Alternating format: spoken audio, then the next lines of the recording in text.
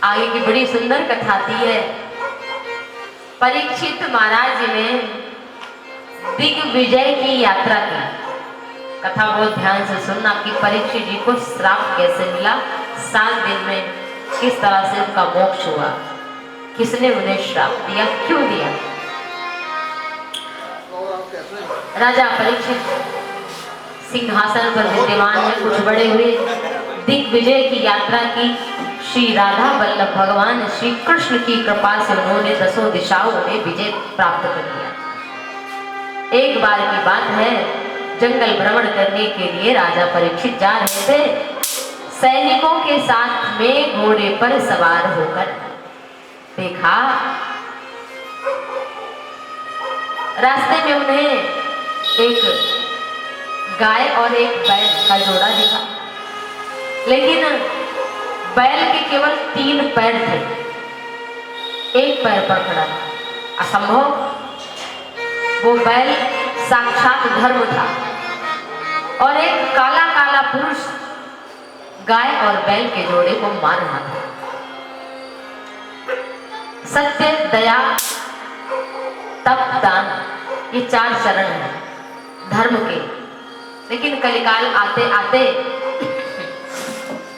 सत्य ही बचता है, क्योंकि सत्य को कोई ठुकरा नहीं सकता, सत्य स्वयं में है। सत्य ये नहीं कहते कि कलयुग में सत्य खत्म हो गया, क्योंकि सत्य थोड़ी ना खत्म हुआ। आदमी की मानसिकता खत्म हो रही है, वो बदल रही है, लेकिन सत्य तो कभी नहीं समाप्त होगा। सत्य तो सत्य है। तो धर्म न दूसर सत्य समाना, आगम निगम पुराण बखाना। तो सत्य के समान दूसरा कोई धर्म नहीं है। और कलयुग में दान की भी बड़ी महिमा कही गई है। प्रगट 4 पद धर्म के कलयुग एक प्रधान, और जैन के विधि दीने दान करे कल्याण। कलयुग में दान भी कोई करता है तो उसकी उतनी ही महिमा है। दान भी अपने रूप में स्थित है। बैल एक पैर पर खड़ा है, काला काला पुरुष डंडा मार रहा है। परीक्षित जब दिग्विजय की यात्रा से लौट रहे हैं, तब उन्होंने देखा कि एक बैल को एक आदमी मार रहा है, गाय को मार रहा है। गाय तो पूजनीय है, बैल धर्म का स्वरूप है। वो अपने घोड़े से उतर पड़े और उन्हें धनुष बाण चढ़ा लिया। बाण धनुष पर चढ़ा लिया, संधान करने ही वाले थे। उसी समय कलिकाल जो था मूर्तिमान होकर उसने शरणागत ग्रहण की। और श्री रामचरितमानस में भी कहा जाता है कि शरणागत कहूँ जे तजहि हित अनहित अनुमान, ते नर पामर पाप में तिनहि बिलोकत हानि। शरणागत का त्याग नहीं करना चाहिए, नहीं तो उसका मुंह देखने से पाप लगता है। कोई आपकी शरण में आ जाए, ऐसा हमारे शास्त्र कहते हैं। तो जब शरणागत हुआ तो राजा परीक्षित ने अपने धनुष बाण को निक्षेप कर लिया और कहा, तुम सावधान हो जाओ, कौन हो? उसने कहा, मैं कलयुग हूं महाराज, मुझे क्षमा करो। कहा, नहीं, इस राज्य से निकल जाओ तुम। कलयुग बोला, भगवान आप ही का तो 10 दिशाओं में आपने तो दिग्विजय की यात्रा कर ली, 10 दिशाएं जीत ली, अब मैं जाऊं कहां? सब जगह तो आपका राज्य है, अब 10 दिशाओं में तो मेरे लिए जगह नहीं, कोई तो स्थान तो मांगा है। राजा परीक्षित ने 4 जगह दिया।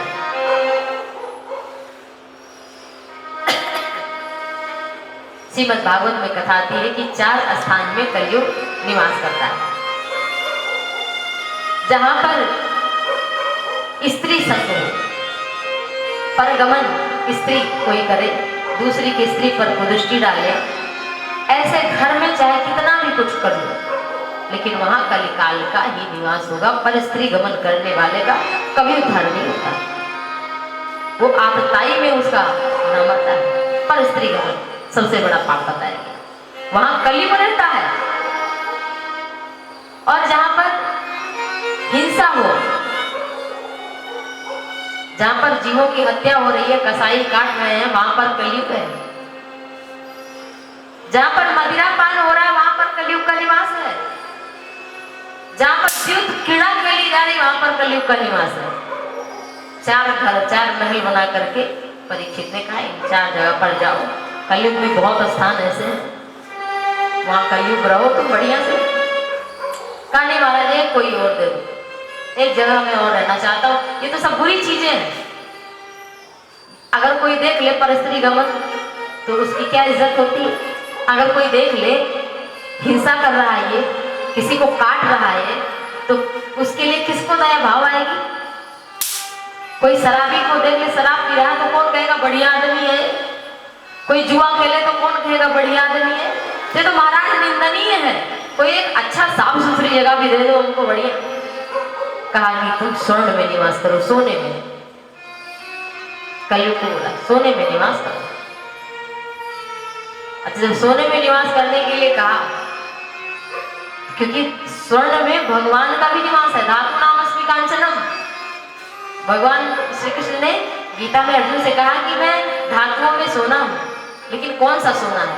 जो धर्म पूर्वक कमाया गया धन है, उससे खरीदा गया सोना जो है भगवान का रूप है। मरते समय स्वर्ण भी मुख में डालते हैं, क्यों? इसीलिए क्योंकि भगवान का रूप है, इसलिए धातु के लिए नहीं डाला जाता। क्योंकि जो ईमानदारी से कमाया गया धन, उससे खरीदा गया स्वर्ण, उसमें साक्षात कृष्ण हरि राम का निवास है। लेकिन अगर बेईमानी का धन है तो उसमें कलयुग बैठेगा, ये परीक्षित ने कहा। तो आज परीक्षित अपने घर गए और फिर सोचा कि चलो थोड़ा घूम टहल के आता हूँ, इधर उधर जंगल की यात्रा करता हूँ, बहुत हो गया घर में बैठे, 10 दिशाएं जीत ले, लेकिन अब कुछ तो करें, घूम टहल के आए कहीं। घोड़े पर सवार होकर के पुनः निकले और जब सोचा कि नहीं मुकुट तो पहना नहीं, भीम ने जरासंध का वध किया था, फिर आए और संदूक खोली और संदूक से वो जरासंध का मुकुट पहन लिया। जरासंध कौन था? अन्यायी था, अधर्मी था। जरासंध का मुकुट धारण कर लिया और कलयुग तो मिला ही था, बेईमानी का धन जहां वहां पर कलयुग आकर बैठ गया। अब राजा परीक्षित जैसे महात्मा जिन्होंने 10 दिशाओं में विजय प्राप्त कर ली, उनके सिर पर आज बेईमानी का धन हो केवल मुकुट आ गया, उसको धारण कर लिया और कलयुग को मौका मिल गया। कलयुग आकर सिर पर ही बैठ गया उसी मुकुट पे। बड़ा दंड दे रहे थे, आज देखता हूं बुद्धि तो भ्रमित हो गई। चलते चलते राजा थोड़ा मार्ग इधर उधर भटक गए, प्यास लग गई। एक ऋषि थे समीक जिनका नाम था,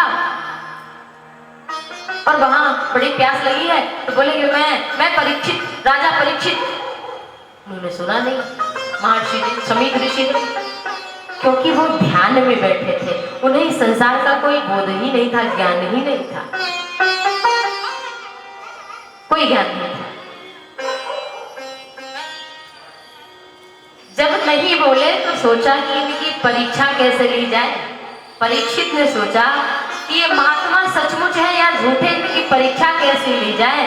तो थोड़ी दूर पर एक मरा हुआ सांप पड़ा था और अपने बाण की नोक से उठाया और राजा समीक के गले में पहना दिया, माला बनाकर। लेकिन तो भी क्योंकि वो तो बाहर थे ही नहीं, उनको कोई असर ही नहीं पड़ा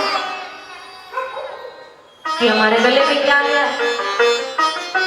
कोई वहां बालक ऋषि कुमार खेल रहे थे, ऋषियों के बालक खेल रहे थे, उनको पता चला, उन्होंने जाकर के बता दिया समीक के पुत्र श्रृंगी ऋषि। और जब श्रृंगी ऋषि को पता चला तब फिर श्रृंगी ऋषि कौशिकी नदी के तट पर खेल रहे थे। कौशिक्या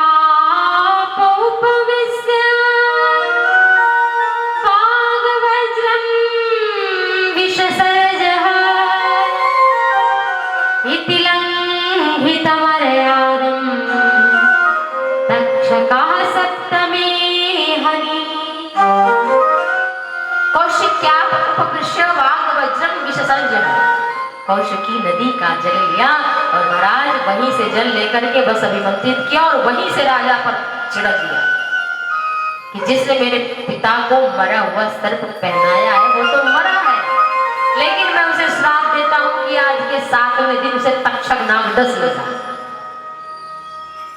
ऐसा श्राप मिला। अब जब राजा परीक्षित को ये घर पहुंचने पर पता चला, जब मुकुट निकाला तो कलयुग भागा, बुद्धि अच्छी हो गई, शुद्ध हो गई, मलिन बुद्धि में ऐसा काम किया, संत का अपमान किया। और जब बुद्धि शुद्ध हुई, उन्हें पता चला, समीक ऋषि ने कहा बेटा तुमने बहुत गलत किया। श्रृंगी ऋषि बोले वो तो राजा है, महात्मा है, उनका स्वभाव हो तुम्हारी परीक्षा के लिए ऐसा उन्होंने मरा सर्प पहनाया। कहा कुछ भी हो आपका अपमान तो हुआ, लेकिन राजा परीक्षित को मृत्यु का तनिक भी भय ना लगा। उन्होंने कहा अच्छा हुआ मुझे श्राप मिल गया, आज तो साक्षात कृष्ण श्राप अवतार लेकर आ गए हैं। किसी का पता नहीं भैया कि कल आंख खुले कि ना खुले। लेकिन परीक्षित कहते हैं हमारा तो 7 दिन पक्का है, मैं काल भी नहीं मार सकता। तो ये ऋषि कुमार ने हमें श्राप नहीं आशीर्वाद दिया कि 7 दिन में जाओ अपना उद्धार कर लो। तो वही ये 7 दिन की श्रीमद् भागवत कथा हो रही। बोली भागवत भगवान की। परीक्षित सब छोड़ करके गंगा के पावन पुलिन पर आ गए। अच्छा देखो, बहुत समझने की बात है भाई। बोलो जय जय श्री राधे। अच्छा बताओ, अचानक मृत्यु आ जाए तो कितने लोग तैयार हैं जाने के लिए? अब देखो, आप तैयार हैं? कुछ लोग भाई तैयार न हैं, ऐसा नहीं है कि आपको दिख रहे हैं। तैयारी का मतलब हर पल अनुभव करना मृत्यु का।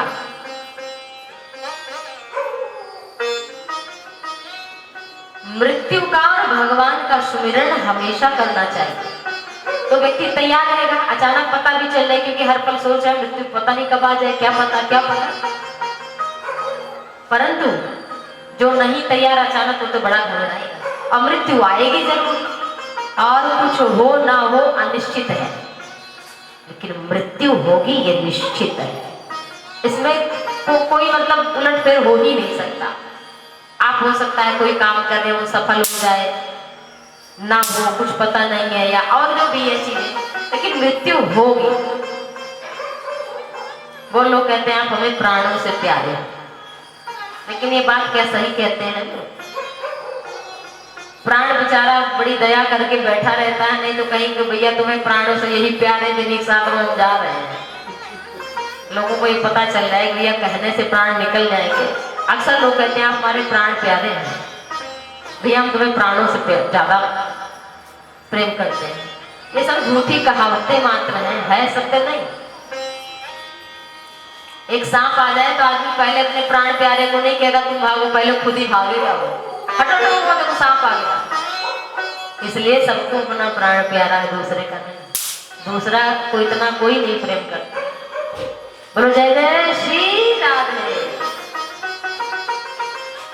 तो राजा परीक्षित जी पहले से तैयार है, इसलिए उन्हें कोई कष्ट नहीं हुआ और गंगा के तट पर पहुंच गए। और जब पहुंचे तो वहां पर भगवान सुखदेव का आगमन हुआ। ऐसे ऐसे संत आए, सूत जी शौनकादि ऋषियों से कहते हैं अत्रि वशिष्ठ च्यवन सरद्वान ऋषिनिमिर भृगुअंगिराश्च पराशरोगादिसुतोऽथ रामौ तथ्य इंद्र प्रमदे द्वामो।